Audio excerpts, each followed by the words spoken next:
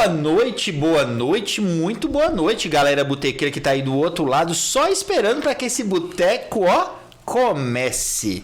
E aí, eu já queria ir pedindo logo, porque eu sou assim, eu sou pedinte. Eu vou pedir para que você deixe seu like e caso, que é um caso bem assim, só se acaso acontecer, que eu acho que nem posso acreditar num negócio desse, se você não for inscrito aqui no canal, no Boteco do Prof, por favor, já tá passando da hora, se inscreva, dê essa força pra gente e aproveite, já tá com o dedo do lado aí, se inscreve.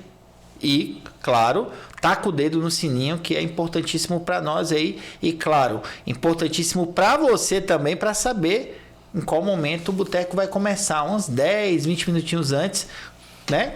Ativando o sininho, ele já vai te avisar aí e você já vai se aprontar para estar assistindo esse boteco conosco aqui. E olha, é o seguinte, já dê seu like, tá bom? Porque costuma dar briga em boteco e a gente quer evitar que você retire o like.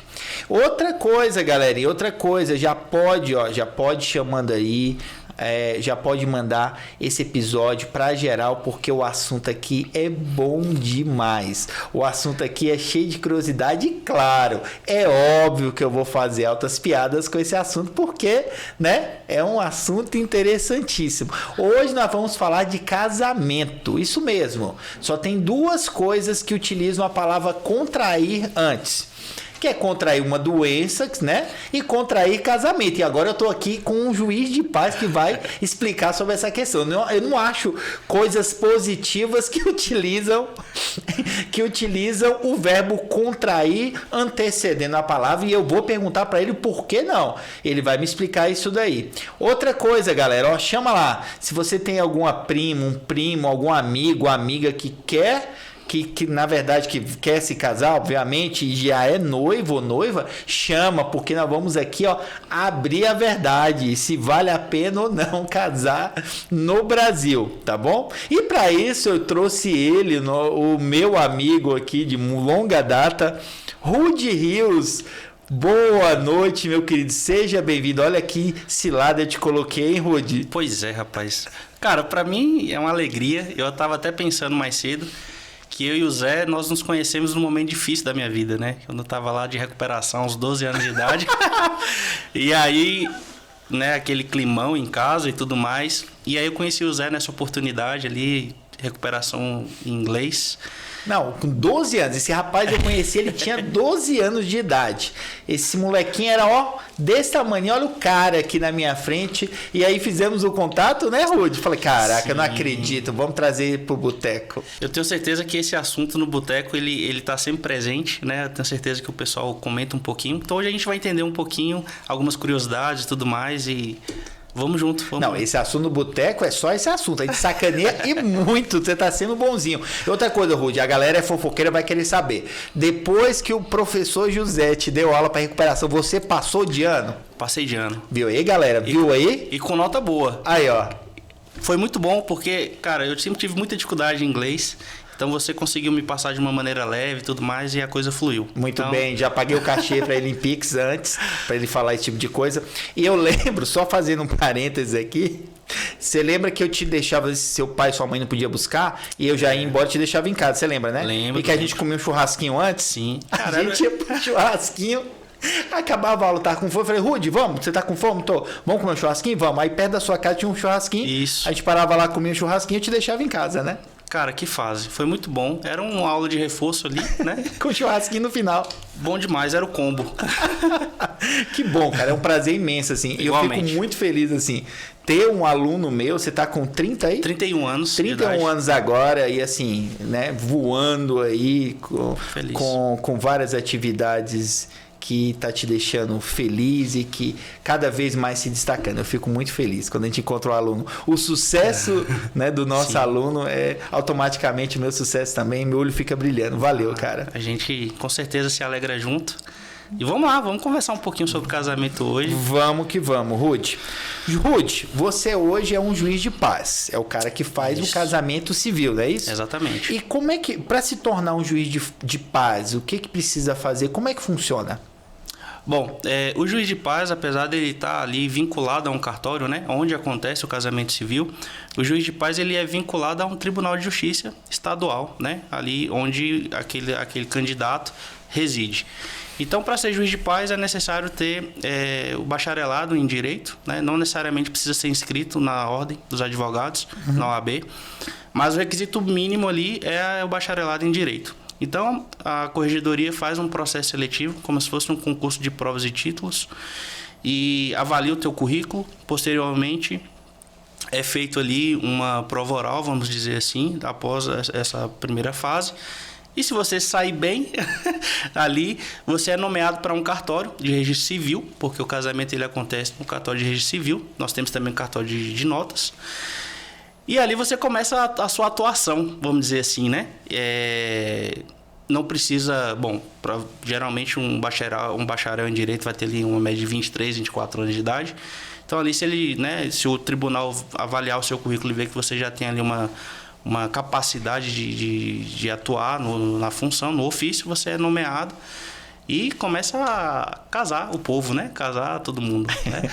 Você é quase um Santo Antônio. Exatamente. Do direito civil. E você pode ver, a gente vai entrar um pouquinho nisso, mas eu te falei que eu quase fui padre, então as pessoas às vezes brincam, né? Então é o 2 em 1, né? E do cara que quase foi padre e vai me casar. Então, assim, já faz ali o pacote. Pacote completo, né? Mas, enquanto juiz de paz, eu não posso falar de religião, porque eu represento o Estado ali naquele momento. Mas é claro que se o casal pede ali para fazer uma oração e tudo mais, né, a gente faz ali e tudo mais. Mas, enquanto representante do Estado, eu faço mais a parte civil, né? A gente tenta fazer de uma forma descontraída, de uma forma leve. E eu acho que o pessoal, no final, sai leve, com o coração feliz e contente. Sim, com certeza. Você estava me contando aqui em bastidores da questão do juiz de paz, que foi mudando a função ao longo do tempo. Conta pra galera como é que funciona isso, como é que foi mudando isso ao longo do tempo no Brasil. Sim, a Justiça de Paz, inclusive, esse ano, de 2024, nós completamos aí os 200 anos da Justiça de Paz, porque o juiz de paz era aquela figura pública da sua cidade, onde se acontecia algum conflito, as pessoas procuravam quem para poder dirimir ali aquela situação, o litígio, né? A lide. Eles procuravam um juiz de paz, né? Então, o juiz de paz que organizava ali aquela situação e tudo mais, deixava mais leve e a vida seguia. Isso foi mudando ao pouco, né? Aos poucos que as coisas a sociedade foi mudando e tudo mais. O juiz de paz começou a ter menos atividades no Estado, né? Ao passo que hoje ele é responsável apenas pela parte da habilitação do casamento civil. Mas antes disso, ele dirimia assuntos cíveis, criminal, empresarial. Mas hoje não. Hoje a gente cuida só da parte do casamento mesmo, do processo de habilitação ali no cartório, para ver se tem algum impedimento, né? Se o casal é divorciado, avaliar o divórcio, está tudo ok, a idade, se é menor de idade. Então a gente tem também a presença do Ministério Público, né? Ali atuando no processo de habilitação do casamento civil. Então a gente faz essa parte burocrática, né, do processo em si, e faz também a cerimônia, né? Aqui em Brasília é uma particularidade, tem cartórios que tem todos os dias, cerimônias todos os dias. No cartório que eu atuo é apenas terças e sextas. Então a gente tem ali aquele período destinado para poder fazer o casamento civil. No meu cartório lá onde a gente atua, onde eu trabalho, eu celebro em média numa sexta-feira de 8 a 10 casamentos. Então, assim, o pessoal tem procurado casar ainda hoje. O pessoal quer casar. Quando eu falo assim o número, eu falo, caramba, tudo isso? Eu falei, tudo isso. Assim, então, é uma particularidade de Brasília, né? Eu te falei que antes de estar aqui em Brasília, eu era juiz de paz lá no Goiás. E lá eu celebrava 2 casamentos no Ocidental, né? Quando eu era juiz titular lá. Então, acho que vai de cada cidade, da cultura da cidade Ocidental também. O povo é mais ajuizado, então, digamos assim. Vamos dizer que sim. Então, assim, eu ia lá 2 vezes na semana. Então, em uma semana eu celebrava, sei lá, 5 casamentos. Coisa aqui que o povo quer casar mesmo. Coisa que numa sexta-feira eu faço numa manhã, vamos dizer assim. Agora me explica aí a minha introdução do nosso episódio. Por que casar vai junto com contrair? Com o verbo contrair. Você contrai uma dengue, você contrai uma gripe e você contrai casamento. Por que isso?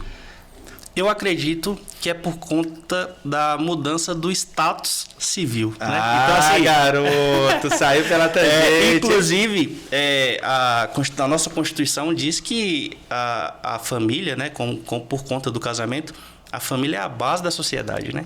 Então, veja só. Vendeu o peixe. Naquele momento ali, bom, na época quando eu era, né, seminarista, para o casamento acontecer tinha que ter o quê? A matéria e a forma, né? O que é a matéria? A matéria são o casal que está ali. E a forma é o celebrante, como o padre ali vai fazer. E no casamento civil, eu sou na verdade, vamos lá. Até me compliquei aqui. A matéria é o casal e a forma é como vai ser celebrado. A gente vai falar daqui a pouco sobre a celebração. Então, ali naquele momento, acontece a mudança do status civil do casal, né? Ele deixa de ser solteiro, sim, ou deixa de ser divorciado e passa a ser casado, né? Então, ele contraiu ali, vamos dizer, o ato jurídico aconteceu ali, né? Ele muda o status civil. Contraiu o ato jurídico. O ato jurídico. É porque o casamento, ele é um ato jurídico, né? Sim. Lá no Código Civil, ali a partir do 1500, né? Do artigo 1500, a gente vai falar sobre o direito de família.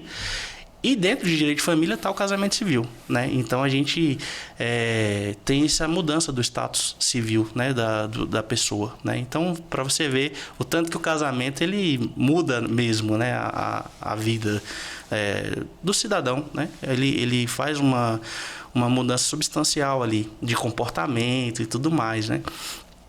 Então é isso. E deixa eu te perguntar, vamos lá, a pessoa hoje no DF, vamos pensar em Brasília, que a gente está em Brasília, quis casar. Qual é o primeiro passo? Ela vai ao cartório, é isso? Como é que funciona? Explica o passo a passo. Vai que tem, né, alguma pessoa que, meu Deus, eu tenho um sonho de casar, eu vou casar na semana que vem. Aí já vai ver o boteco, já vai saber, opa, o Rude falou que é desse jeito, então já segue o passo a passo aí. Sim. Cara, é muito boa essa pergunta que você fez, porque o que acontece? A gente tem uma lei federal recente, de 2022... É porque às vezes a pessoa fala assim, não, eu não tomei o Rivotril hoje, eu vou querer casar. A gente é bom que a gente responde esse tipo de dúvida, né? Sim. Ou, por exemplo, esses dias eu escutei no trabalho, porque eu não sou só juiz de paz, eu faço outras coisas também. O cara que acordou e foi ser testemunha de um casamento. Mas como assim? Do nada, né? Acordei e vou casar. Então não é muito assim, né? A gente até teve uma novidade legislativa, a Lei 14.382 de 2022, que ela permite que o casal, com 5 dias que anteceda a data da cerimônia que ela escolheu, ela pode dar entrada no processo de habilitação no cartório. Antes dessa lei, eram 90 dias que antecedia a cerimônia. Então, ou seja, a gente sai de um tempo ali de 3 meses para 5 dias. Então, ou seja, eu quero me casar semana que vem. Se você der entrada no cartório hoje, ali no processo de habilitação, na semana que vem você já consegue fazer o casamento civil. Então, vamos lá. Primeiro passo, procurar um cartório de... Registro civil. Registro civil, é específico para casamento. Para casamento, exatamente. E aí vão ter lá alguns requisitos, né? Dentre eles eu cito aqui o mais importante de 2018 para cá, que é a atualização da certidão de nascimento. Por quê, José? E todos que me acompanham aí.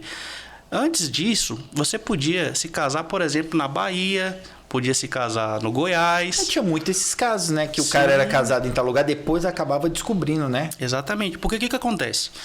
A partir do momento que você se casa, o seu documento mais recente é a certidão de casamento. Tudo que acontece na sua vida civil é averbado na certidão de casamento. Antes disso, tudo é averbado na certidão de nascimento. Então, se o cartório te pede a certidão de nascimento atualizada, o cartório vai ver lá se tem algum registro de alguma coisa que aconteceu na sua vida. Lá vai estar citando. Vai estar citando, entendeu? Então, por exemplo, essa semana... Que é um documento que a gente quase não usa no dia a dia, né? Praticamente, por exemplo, eu nasci em 93, e aí o pessoal vai saber a minha idade, porque a gente conversou aqui. Então, às vezes, a minha certidão é de 93, eu não atualizei ela. Então, no momento que eu entrego ali pro cartório, o cartório não sabe se eu sou casado, se eu sou divorciado, não sabe. Inclusive, o casal até brincou, isso aí é pro cartório ganhar mais dinheiro e tal. E quando eu expliquei para ele que não era, é um cuidado, né, que o Estado dá ali também pro casal. Porque pensa, tô casando com uma moça ou com um rapaz, né? E eu não sei se essa pessoa já foi casada. Então, o cuidado que o Estado tem ali de falar, cara, me passa aí a sua certidão atualizada, da sua certidão de nascimento, para eu ver se tem alguma averbação de alguma coisa. E antigamente não tinha, realmente. Não tinha né? isso. Então, de 2018 para cá, a gente... Até em novela, né? As novelas tinha muito disso. O cara já é casado, ele não pode casar. Exatamente. Então, assim, e não só isso, assim, porque há um cuidado nessa questão, né, de ética, vamos dizer assim, mas também patrimonial. Porque eu falava para o Zé aqui há pouco que para o Estado o casamento civil é um contrato, né? Então, de fato, ali você vai previamente no cartório para dar entrada e assina ali os documentos. Mas no dia do casamento civil, o casal, ele assina também o assento de casamento que fica averbado no cartório e ele sai também com a sua certidão de casamento. Então lá o Estado está regulando ali, está dando garantia, né, vamos dizer assim, da questão patrimonial também. E porque imagina, você se casou em vários estados da federação. E aí você tem um patrimônio, você tem filho, como é que fica? Né? Como é que fica depois? Né? Então, o Estado, eu acho que ele se preocupou nesse sentido, o legislador, em... né? Dentre as preocupações, a primeira seria essa, a atualização da certidão de nascimento. Então, se você está já pesquisando aí, quer se casar e tudo mais, já procura atualizar a sua certidão de nascimento. Rápido, assim, você falou de hoje decido, na semana que vem eu já consigo marcar. Olha aí, se você já quiser marcar teu casamento, para a semana que vem já dá. Preocupação com a questão do patrimônio não tem, né, Ruth? Exatamente. Porque se tu não tiver nada, vai dividir nada a partir do ato em si, sim, entendeu? E se você tiver aqueles milhões guardados aí na conta da Suíça, você só vai dividir os milhões que você constituiu a partir do ato. Exatamente. Esse aí que você falou é o regime da comunhão parcial de bens. É o mais adotado. É o que todo mundo coloca, é o que o pessoal, né? É o que mais o pessoal utiliza, mais escolhe, né? Tanto que não só no casamento civil, mas na união estável também, automaticamente a união estável ela é regida pela comunhão parcial de bens. Então, ou seja, a partir do ato, né, do ato para frente, tudo que for constituído após é dividido em igual parte. Né? Ô Ruth, eu ouvi algumas coisas falando da diferenciação entre a união estável e o casamento. Uhum. Os direitos são os mesmos ou tem uma diferenciação, por exemplo, caso uma das pessoas morra, por exemplo, né? Sim. Aí como é que é dado o direito, por exemplo, para o herdeiro, para a herdeira, ou para a viúva ou para o viúvo? Como é que funciona? A grande diferença, uma das diferenças da união estável para o casamento civil é que na união estável você não tem a celebração, né? Então você é de fato um contrato ali, né, entre as partes. A união estável também é um contrato. É um contrato. Inclusive, já há uma discussão do novo Código Civil para que o casamento civil aconteça mais ou menos como a união estável. Então, assim, são só prospecção de que talvez vai ser dessa forma, mas a nível patrimonial, a gente, como os regimes são parecidos, né? Basicamente é quase a mesma coisa. Né? Nível de pensão também é a mesma coisa, sim, também, se tiver direito à pensão. Se tiver filhos, mesma né? coisinha. Na verdade, se houver filhos, aí vai ser discutido uma outra questão, né? Por exemplo, vamos dizer que os filhos ali, o casal se separou e aí num divórcio vai ser regulado também a questão financeira ali da criança, né? A pensão alimentícia, os alimentos, e também a guarda. E aí vão ser coisas diferentes, né? Mas a nível de questão da união em si, é a mesma coisa. O casamento e a união estável, ela tem algumas particularidades, mas a base é a mesma. A questão do valor jurídico em si, exatamente. O Estado é a mesma coisa. Então... A mesma coisa. E interessante, e aí eu acho que pode ser também uma questão cultural, porque assim, o casal normalmente só se sente casado após a realização do casamento civil. Porque tem aquela questão, né, da coisa antiga do amigado. Não, tu é casado ou tu é amigado? Exatamente. Ainda tem isso, pouco, mas ainda tem. É verdade, é verdade. Mas assim, juridicamente falando, eu acho que o Estado trouxe esse pouco formalismo para também ser resguardados alguns direitos, né? Então, assim, normalmente, se a pessoa não tem dinheiro para fazer uma grande cerimônia ou algo nesse sentido, fala, poxa, então vamos fazer uma união estável, porque garante direitos ali, né? Em especial, a questão patrimonial, né? Querendo ou não, se você vai se casar, então logo você vai comprar um imóvel, você já tem um carro, então você já fala, como vai ser isso aqui? Então, o Estado ali, por meio da união estável do casamento civil, ele protege, né? Protege tanto no casamento quanto na união estável. Na união estável, exatamente. Mas a união estável tem que ser aquela união estável registrada em cartório, né? Exatamente. Valer, né? Inclusive, a união estável ela pode ser convertida em casamento civil, né? E ela pode ser também desfeita. Então, por exemplo, você tem uma união estável e você quer se casar. Você vai até o cartório e pede ali a conversão da união estável em casamento civil. O que vai ser adicionado a isso? A cerimônia. Que no casamento civil a gente tem a cerimônia. E hoje, né, provavelmente algum outro documento que o cartório ali do registro não tenha, né? Então, por exemplo, quando você for pedir a atualização da certidão de nascimento, você pode fazer ou no cartório onde você foi registrado ou pela internet. Né? Então ali fica a crivo de quem for fazer a solicitação. Então tá. E em termos de custos, hoje no DF, quanto que custa para um doido, uma doida que quer se casar, que tá vendo aí? Hoje eu acho que eu não durmo em casa. Quando eu chegar, eu acho que eu vou dormir no carro. Mas eu gosto assim do perigo. Como diria no desenho do Rei Leão, você já viu, né? Sim. Como diria Simba, eu rio na cara do perigo. Um beijo, meu bem. O que acontece? Quanto que tá o custo? Porque vamos lá, você marcou, agora tem uma celeridade a mais. Sim. Semana que vem, né? Tranquilo. Uhum. E aí, quanto que é esse custo? Quanto que ele paga? Além da questão da renovação, né?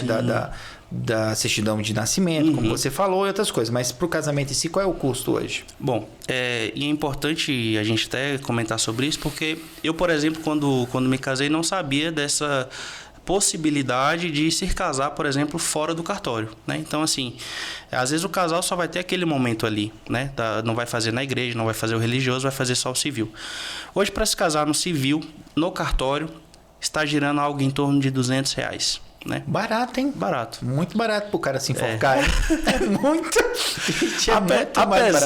Apesar do Código Civil falar que a cerimônia é gratuita, mas o Estado cobra. Pois é. Eu acho que tem a ver com, como é que eu posso dizer, com o costume ali do local, né? Acaba que o cartório, ele cobra pela cerimônia e ele faz um repasse também para o tribunal, porque o cartório, ele é uma parte extrajudicial do tribunal, né?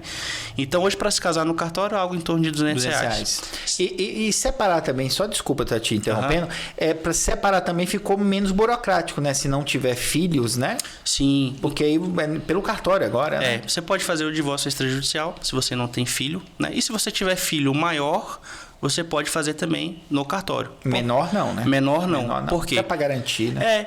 E o divórcio, quando há filho menor de idade, o Ministério Público ele precisa obrigatoriamente estar presente naquele processo. Aí não é pelo cartório. Não é pelo cartório. Aí é pelo Tribunal de Justiça. Porque o Ministério Público ele é o fiscal da lei, né? Então ele representa o Estado ali.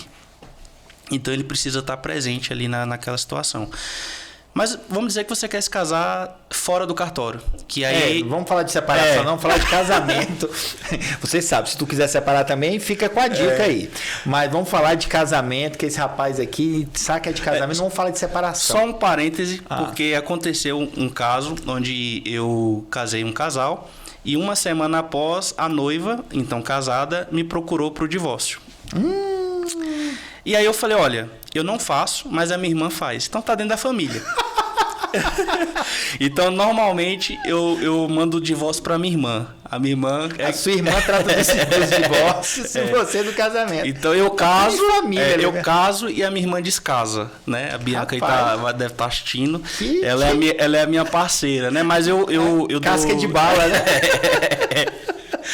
Então, assim, mas o casamento ele pode ser sim fora do cartório. Às vezes o casal quer fazer num restaurante, ele quer fazer algo mais florido, algo mais bonito. O juiz de paz vai até o restaurante? Nós vamos até o local que o casal escolheu.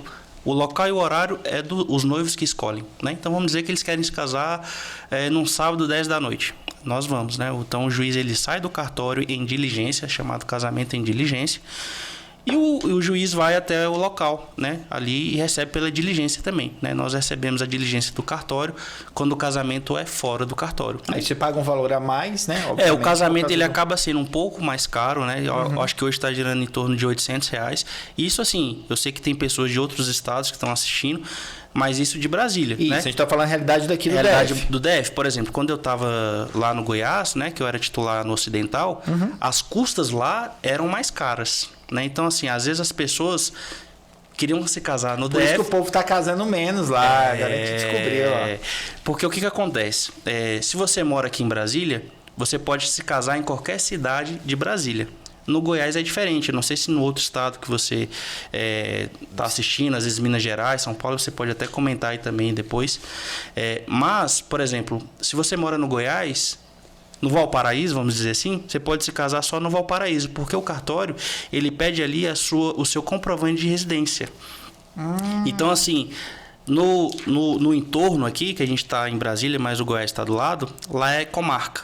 Aqui em Brasília é circunscrição.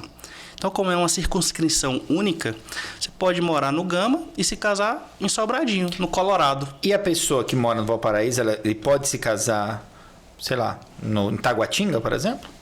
Depende. Por quê? Vamos dizer que o noivo mora lá no Valparaíso, mas a noiva mora aqui em Brasília. Então ele pode se casar aqui em Brasília. Se ele morar, ambos moram no Goiás, não podem se casar aqui em Brasília. A não ser que eles tenham, talvez, aí algum parente que mora aqui, e talvez ele até passe alguns dias com um parente e consiga fazer uma declaração de que reside aqui em Brasília, e aí eles conseguem se casar aqui. Ele tem que ter uma declaração de residência do DF, para ele poder casar no DF, um dos dois. Exatamente, né? Então esse é um dos requisitos também, né? O local onde você mora, né? E aí você pode procurar o cartório mais próximo da sua residência, desde que seja cartório de registro civil. Pronto, viu aí, botequeiro, ó? Já pode preparar o casamento. E, por favor, me chame, que eu vou estar lá para bater palma, né, Rude? Chame o Rude para fazer o seu casamento. Sim. Esse menino é fantástico. Rude, claro que a gente está falando aqui muito de tom leve, de brincadeira, essa coisa toda. Até para ficar uma coisa mais dinâmica. Sim. E ver também as outras coisas. Curiosidades numa cerimônia. Você deve ter várias coisas que acontecem durante a cerimônia. Já aconteceu aquelas coisas que tem em filmes e novelas? Tipo, se alguém é contra este matrimônio, que levante-se e se há alguma objeção. Aconteceu já algo parecido ou não? É só de... Cara, nunca aconteceu. Mas eu acho que se eu perguntasse, teria. Sabia? Você não pergunta? Nunca perguntei. A gente não pergunta. Não vai caçar, né?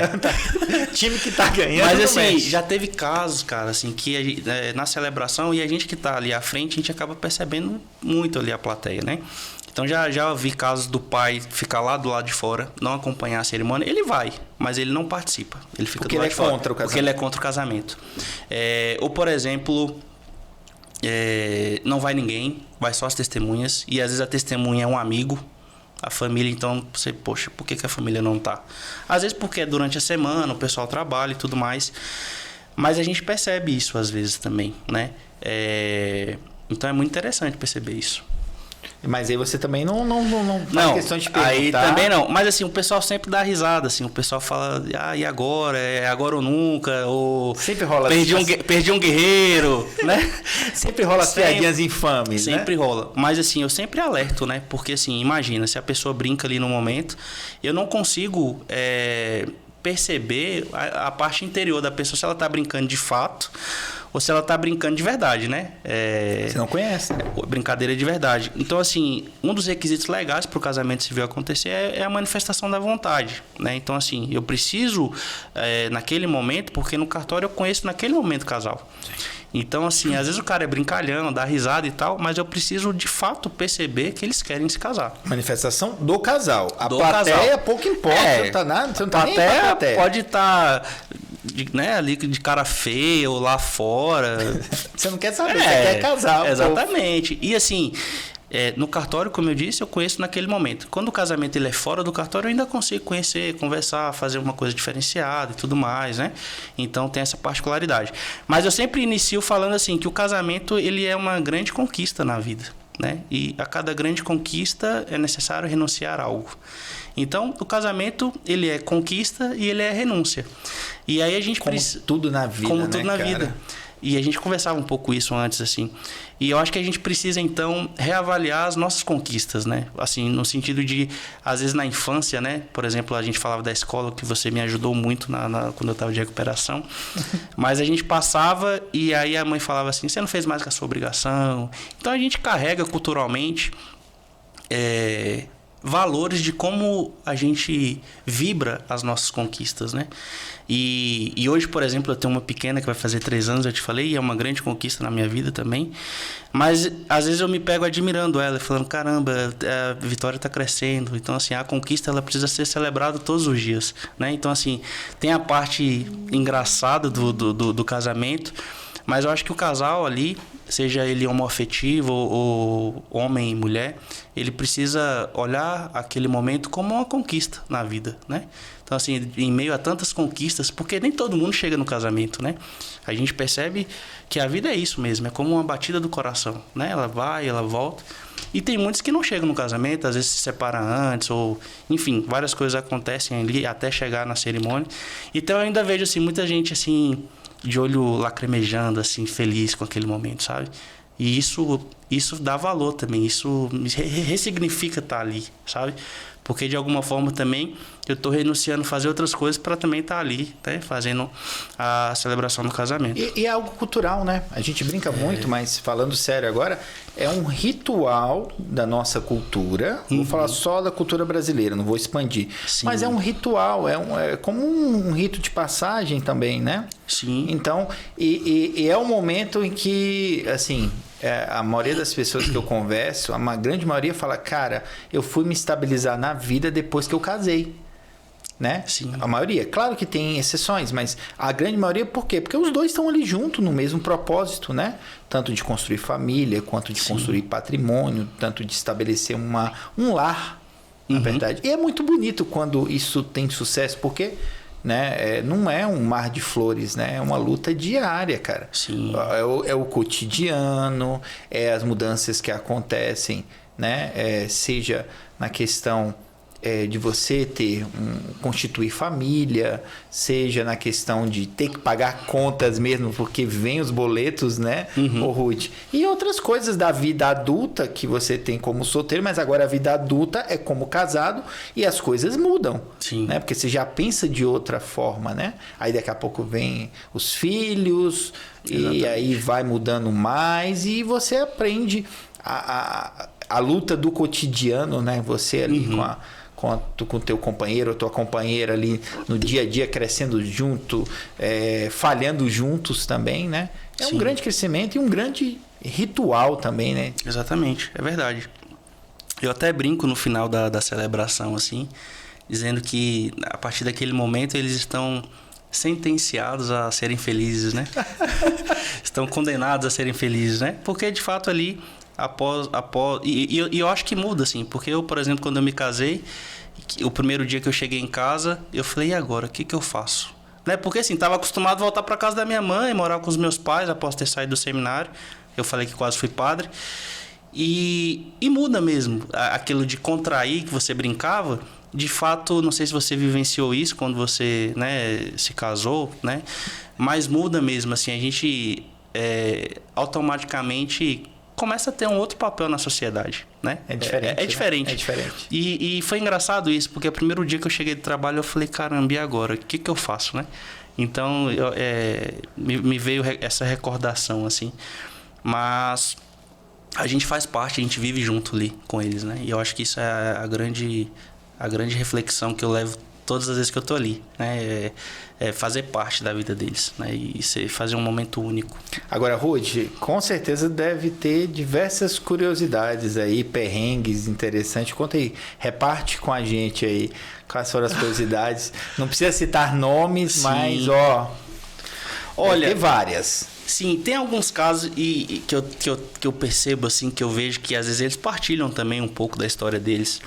Mas eu tenho percebido que esses aplicativos de encontros, eles ainda dão muito fruto, sabe? É mesmo? Então, por exemplo, Tinder, Não é só sangue, não. Eu cheguei a baixar o Tinder quando era solteiro e tal. Nem soube usar, eu tinha receio de marcar encontros e tudo mais. Você falou que era coisa sanguinária. Então tem, cara, tem pessoal que veio do Tinder e vai se casar e tudo mais. A seriedade no Tinder, então. A seriedade no Tinder. Muito bem. Mas eu lembro quando eu tava ainda lá no Ocidental de um casal, eles já eram mais de idade, assim, mas o senhorzinho ia umas 3, 4 vezes na semana lá no cartório pra conversar com o pessoal, porque ia se casar e tudo mais. E assim, ele tinha um tom muito, muito engraçado, assim, e ele conheceu ela morava em São Paulo, e aí ela trouxe ela de São Paulo pro Goiás. Tudo pelo Tinder? Tudo pelo Tinder. E ali havia uma certa particularidade deles, né? Então foi muito bacana, assim, também acompanhar um pouco eles, porque ele estava sempre por ali, querendo conversar, querendo entender como é que era e tudo mais. Mas, assim, desse pouco tempo, eu tenho quase 3 anos de juiz de paz, assim, eu te falava, né? O pessoal ainda vê como uma formalidade, como uma seriedade. Então, eu nunca assim, vivenciei nada que saísse um pouco da normalidade, vamos dizer assim, que me causasse... E agora? O que eu faço aqui? Né? Então, normalmente, o pessoal vem sempre com muito respeito, assim, né? Tem a parte engraçada ali, mas o pessoal leva muito a sério. Às vezes a vestimenta, quer saber onde fica, então tudo mais. Nervosismo. Né? Então, às vezes ele até vai com a vontade de brincar, mas chega ali no momento ele fica sério, se emociona. Então, eu acho que é um pouco disso a vivência hoje, né? Hoje. Entendi.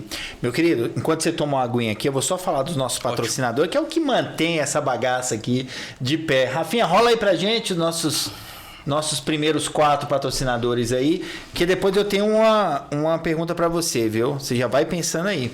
Você já tem isso na ponta da língua. Qual é a galera mais sem juízo? Ou seja, qual é a galera que mais casa? É a galera mais velha ou a galera mais nova? Depois você me conta, guarda aí. Cult TV Studio, nosso lindo estúdio aqui, ó. Se você tem um projeto que tá aí na gaveta, traz pra gente. Manda um direct aqui no nosso Insta que a gente vai preparar e fazer um orçamento para esse seu projeto, ó, virar realidade. Vem pra cá, vem pra Cult. Próximo aí que nós temos, Aviador Hamburgueria. Um abraço pra galera do Aviador que deve estar aí ligadinho na agência agora sobre nova direção, com novos pratos. O que era bom ficou melhor ainda. Corre lá, vai lá no Instagram dele, tem um desconto para botequeiro. Olha aí, todas quartas rola algum desconto em combo, ou então em sanduíches. E se você chegar lá falar que soube do Aviador pelo Boteco, ainda tem um desconto especial. Corre lá, Aviador Hamburgueria, lá no Residencial Santos Dumont, em Santa Maria. Próximo aí, Clube Mais. Depois de comer uma hamburgada lá no Aviador, corre lá para Clube Mais, ali do nosso amigo Pedro Alves, para, claro, cuidar da tua saúde. Hoje é importantíssimo você fazer uma atividade física e quer ser acompanhado por uma equipe competentíssima. Corre lá para Clube Mais, fica no Gama, lá no setor central, tá bom? Próximo aí, nós temos agora... Conk, nossa agência de marketing que fica localizada lá em Santa Maria. Tá precisando dar um up no teu marketing digital da tua empresa? Contrata aí a Conk, que olha, vai ser sucesso, você vai arrebentar de vender. Porque hoje a gente sabe que as redes sociais é uma grande vitrine para se vender mais. E se você tem uma assessoria profissional, isso se torna muito, mas muito maior no seu número de vendas. Então, ó, tá precisando vender mais? Corre lá, procura a Conk lá no Insta delas, que são das meninas lá, e você vai ter toda a assessoria que você precisa para, ó, triplicar as suas vendas. Próximo aí que nós temos? Voltamos pro boteco. Vamos lá. Qual é a galera mais sem juízo, a galera que mais procura casamento hoje em dia? A galera mais cabeça branca ou a galera mais novinha? Olha, tem o pessoal cabeça branca aí que tá liderando, viu? Tem muita gente já com a idade um pouco mais avançada. Sério mesmo, cara? E às vezes a percepção que eu tenho, assim, é que já estavam juntos há, sei lá, 10, 15, 20 anos. E ali estão oficializando, né? Então, depois de 20, 30 anos de juntos... É um rito mesmo, né, cara? Então, tem sim essa questão cultural, né? Assim, precisa haver ali a cerimônia, a celebração para de fato falar, estou casado. né? Então tem muito isso. Mas tem sim os jovens também. Mas eu até te dizia isso, né? Isso pode ser particular de cada estado, né? Aqui no DF eu percebo isso. Mas lá no Goiás eu via que tinha muitos jovens se casando, né? Muitos jovens. Então acho que isso varia muito também de cada localidade. Mas aqui eu tenho percebido esse movimento dos casais que já estão juntos há muito tempo e estão oficializando a união civil, né? Se casando. Mas tem também alguns jovens aí que estão animados e estão também se casando, sim. Ô, Rudi, como é que é a condução do casamento, da cerimônia que você faz? Você faz algo mais formal ou algo mais informal, mais leve? Como é que você conduz em uma cerimônia? Então, eu sempre tento fazer algo mais leve, né? Quando é fora do cartório, eu consigo inovar um pouco mais, né? Por exemplo, colocando um impacto visual, né? O que é esse impacto visual? Não sei se você já ouviu falar da celebração das areias. Nunca vi. Essa celebração, ela é ecumênica, inclusive, ela não tem nada de religiosa. Ela, inclusive, tem uma origem americana, né? Onde os casais ali saíam, os casais saíam de praias distintas, levavam ali areias de cores distintas. E o que ela representa? Ela representa ali a união daquele casal que tem histórias individuais, trazem características distintas. E aquelas areias, elas se formam ali, naquele momento da cerimônia, fazendo um desenho, né, que representa ali a história que está sendo construída e que, se fosse feita novamente, não seria feita igual. Então, representa também a indissolubilidade do casamento civil. Mas no cartório, como eu conheço naquele ato ali o casamento, eu ainda tento conversar com eles, saber se eles querem fazer uma entrada, saber se eles querem fazer os votos lidos, né, ou se querem que eu faça, porque os votos eles podem ser de 3 formas, né? Tanto o juiz fala e eles repetem, pode ser o casal às vezes leva por escrito ali e faz a leitura, ou pode ser ainda de forma espontânea. Normalmente eles pedem para que eu faça, né, que eu fale e eles repitam. Mas eu tento fazer de uma forma leve, trago uma cerimônia mais poética, né, não tão legalista, assim, porque eu me lembro que quando eu casei, foi muito protocolar, né? Então chegou, você aceita sim, sim, sim, pronto. Uma coisa bem formal, bem né? formal. Então, pelo menos na minha cerimônia eu tento fazer algo mais leve, para que seja algo também memorável ali, mas também leve, né? Que seja um momento tranquilo, né? Já que o casamento é algo que pesa ali, né? Assim, a responsabilidade e tudo mais. O nervosismo, né? Em si, a família que tá ali. Então a gente percebe, como eu disse, né? Às vezes tem gente que tá gostando de estar ali, tem outros que não. Então fazer um momento agradável, né? Para todo mundo, assim. E como é que você vê, por exemplo, o aumento nessa... Quer dizer, a pergunta é, houve aumento na celebração de casamentos de casais homoafetivos? Olha, e aí eu vou estar sempre falando da particularidade de cada local, né? Quando eu estava no Ocidental, quando eu era lá do Goiás, eu não fiz nenhum casamento homoafetivo quando eu estava lá. Daí, quando eu passei no concurso aqui, pedi exoneração de lá. Aqui eu já fiz algumas celebrações de casais homoafetivos. E o que eu percebo, assim, e aí pode ser talvez uma percepção minha, pessoal, é que eu sinto que eles às vezes não estão ainda tão... como é que eu posso dizer? Não sei se você pode me ajudar. Seguros ou ainda...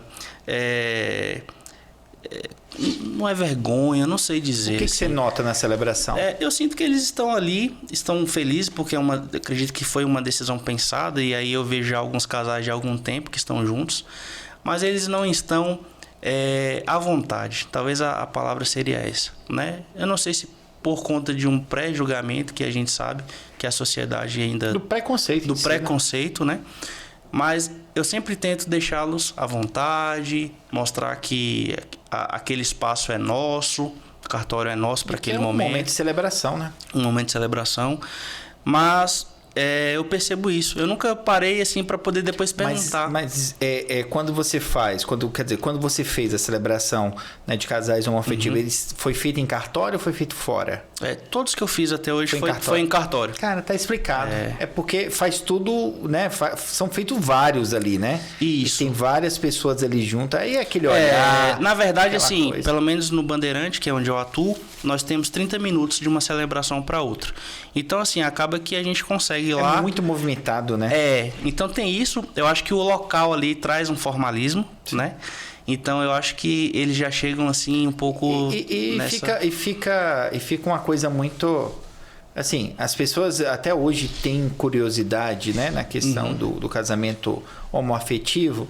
Então fica aqueles olhares, eu acho que isso que não as deixam à vontade, né, perante ali. Eu acredito que seja isso. Até o público, geralmente, quando é um casal homoafetivo, basicamente estão só as testemunhas e muitas vezes são amigos, né? Família, nada, cara? É muito difícil ver, assim. Parecer alguém da família? Às vezes quando vai família, é um irmão ou um primo. Você vê que é família, mas é mais distante, né? Então, assim, eu não sei se não tem um apoio, né? Eu não sei se por ou conta se também... não foi naquele dia. Naquele dia, né? Por causa do horário cartorário, que é de 9 às 5, então o pessoal está trabalhando.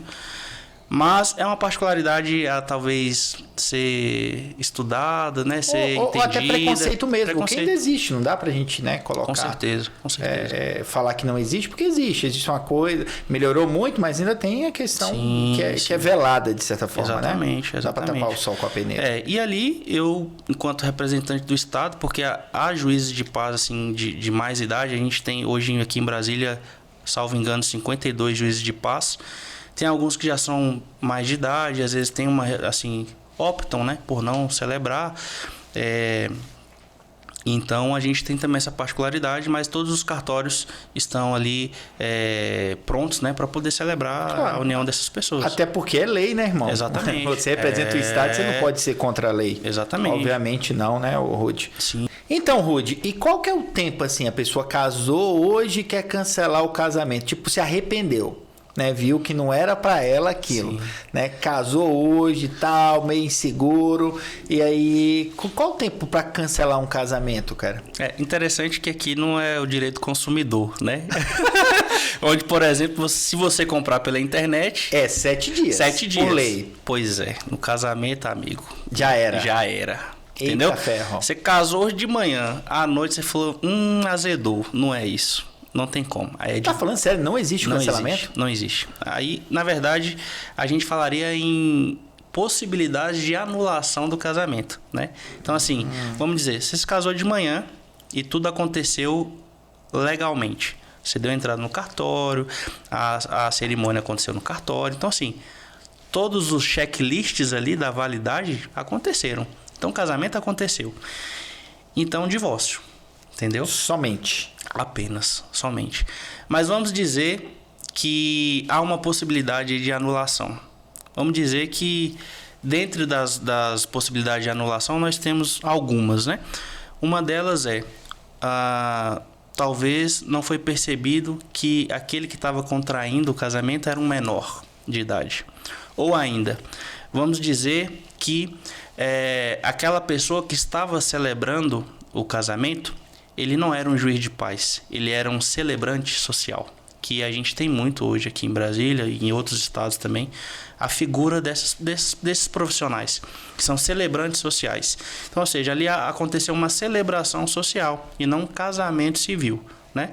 Ou ainda vamos dizer que aquela pessoa estava em dúvida ou havia algo oculto daquela pessoa que ela estava se casando. Aquela pessoa não era quem ela dizia ser, né? Vamos dizer, a manifestação da vontade ali, ela não foi preenchida de uma forma, vamos dizer assim... Ou seja, a pessoa foi ludibriada a casar, quando chegou viu que não era aquilo. Exatamente. Então, assim, há uma possibilidade de anulação. Só que isso vai ser feito judicialmente. Entendeu? Então, assim... Aí vira anulação ou é divórcio mesmo? Não. Se há causa de anulação, aí a pessoa volta ao status civil anterior, solteira, né? Não é divórcio, né? Agora, se houve o casamento civil ali, com todos os requisitos legais, e ela se arrependeu ou aconteceu alguma coisa nesse sentido, aí a gente vai lá pro divórcio, né? E isso acontece em algumas religiões, por exemplo, né? De poder anular o casamento, né? Por exemplo, na religião católica, por exemplo, o casal que foi casado até por algum tempo, ele consegue cancelar o casamento. A pessoa volta a poder se casar na igreja, vamos dizer assim, porque ali é um sacramento, né? E aí eu não conheço as outras denominações religiosas, no judaísmo, ou até mesmo, enfim, outras denominações. Mas aqui no aspecto civil, se o casamento houve ali a cerimônia com todos os requisitos legais, a única hipótese ali, vamos dizer, de cancelamento seria através do divórcio, né? E é muito mais burocrático do que o casamento, né? Se for consensual, a gente consegue fazer no cartório, é bem rápido e prático. Se for litigioso, aí é pelo Tribunal de Justiça, vai ter audiência e tudo mais. Aquela coisa toda, Aquela né? coisa toda mais litigiosa, vamos dizer assim. Tá, enquanto você toma uma aguinha aqui, deixa eu falar do restante da galera. E eu tenho uma pergunta pra você, já segura aí. Você já teve algum caso de casamento que você fez e depois falou, cancela esse trem aqui que o negócio não deu certo. Vamos lá. Peraí, Rafinha, bota o restante aí da galera pra gente falar e já fazer a pergunta polêmica. E eu tenho outra pergunta polêmica referente à lua de mel. Peraí, daqui a pouquinho. Dedicar Veículos fica lá no Gama, na 45 do setor central. Tá precisando trocar, vender ou até mesmo tem aquela assessoria para trocar o seu carro? Corre lá que a equipe do Ademir vai te atender daquele jeito, do jeito que você merece. Próximo aí nós temos... Quem é o nosso próximo patrocinador? Odonto Fênix, fica lá na quadra 317 em Santa Maria Norte. Olha o tanto de especialidades que eles têm lá na Odonto Fênix. E claro, tá precisando dar um trato no seu sorriso, corre lá porque eles são melhor. Eles são o que há de melhor em Santa Maria e região. Odonto Fênix. Próximo aí.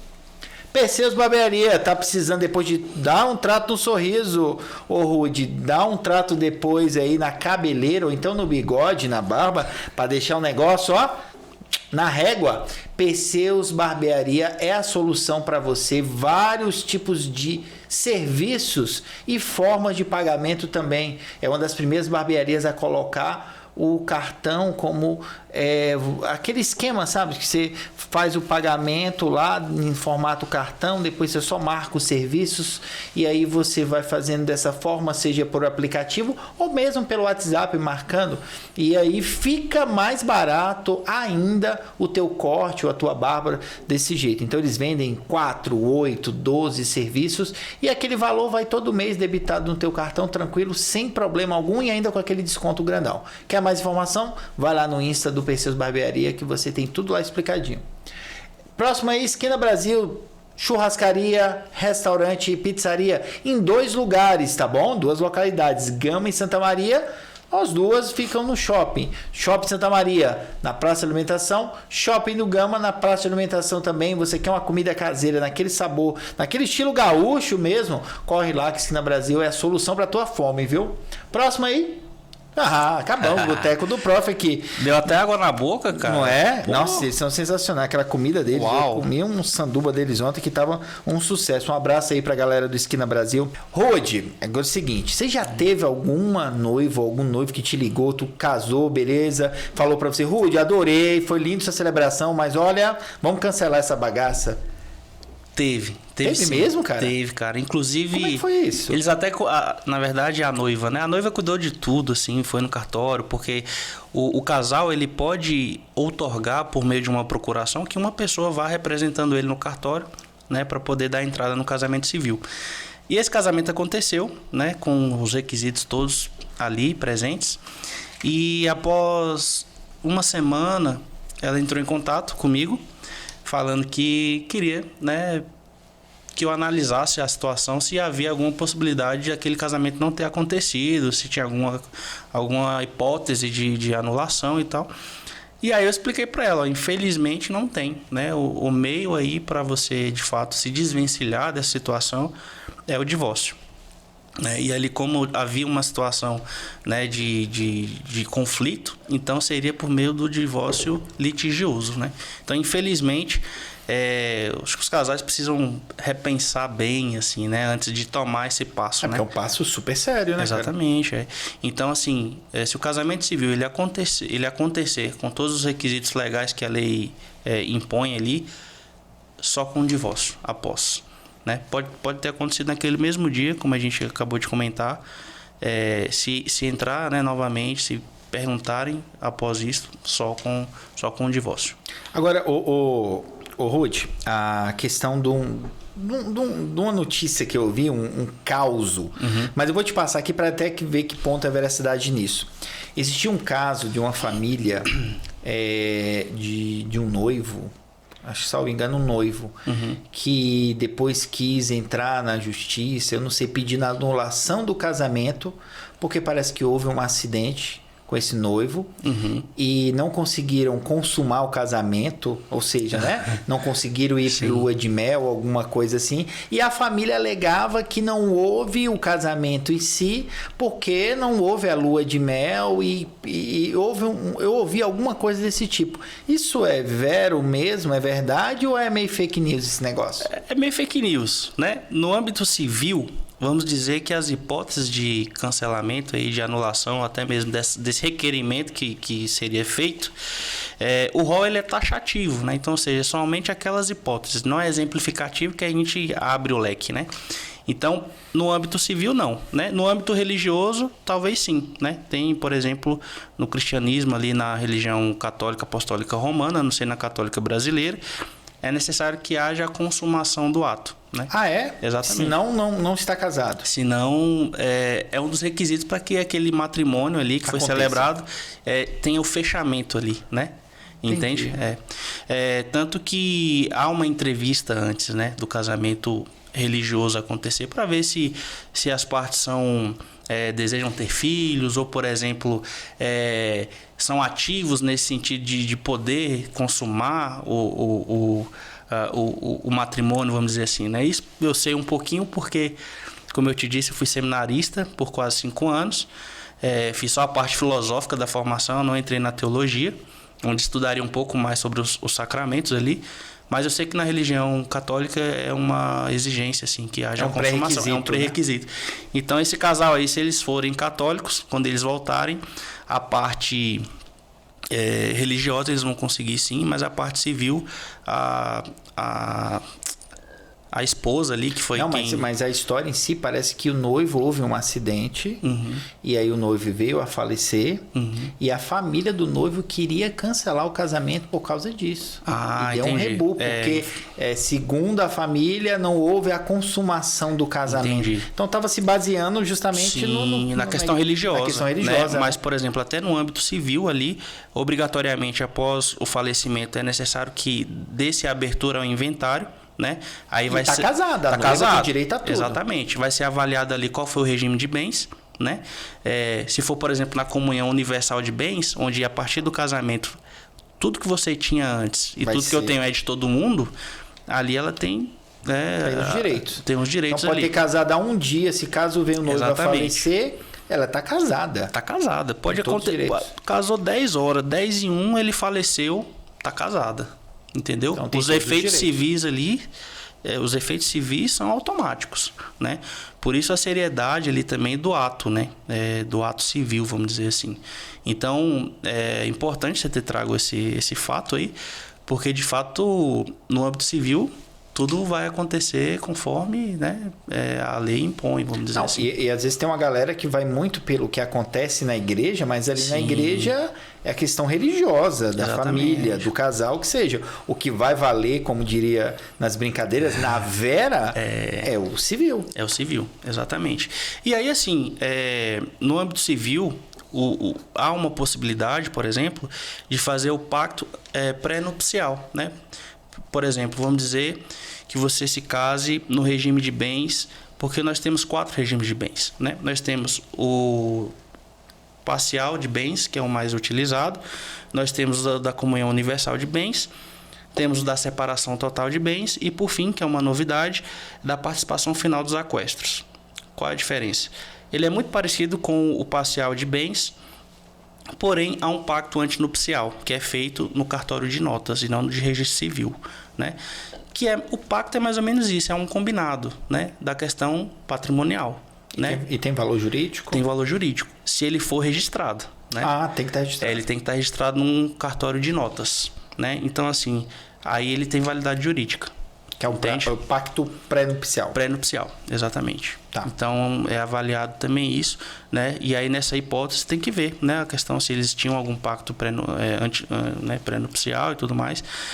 Mas, se não, vai ser aberto ali o inventário e o cônjuge, a cônjuge ali vai ter os direitos garantidos por conta do casamento civil que aconteceu. Por mais que eles sejam cristãos, judeus ou até mesmo ateus, né?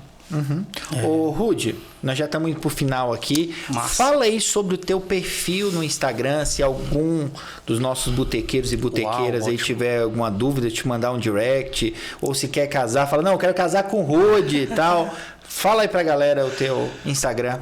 Bom, você me encontra no @rudeard, juiz de paz. Você vai ver lá o meu... Rude com Y, né? Rude com Y, exatamente. Perfeito. Ou pode colocar apenas Rudeard Rios, né? Que aparece. Que aí você vai me encontrar no Facebook, no Instagram, no LinkedIn. E tendo qualquer dúvida, pode mandar lá que você responde. Por favor, pode entrar em contato. Bom, contem comigo aí. E vamos lá, vamos junto, vamos casar, gente. Vamos Pronto, casar. É isso mesmo. É felicidade para todo mundo, né? Para você, para os noivos, para todo mundo. E mais uma vez eu te agradeço, né? O convite, a oportunidade de estar aqui. E você sabe que você está no coração. A gente seguiu caminhos aí diferentes. Eu não estou né? Você é professor ainda e tudo mais. Eu estou em outro caminho.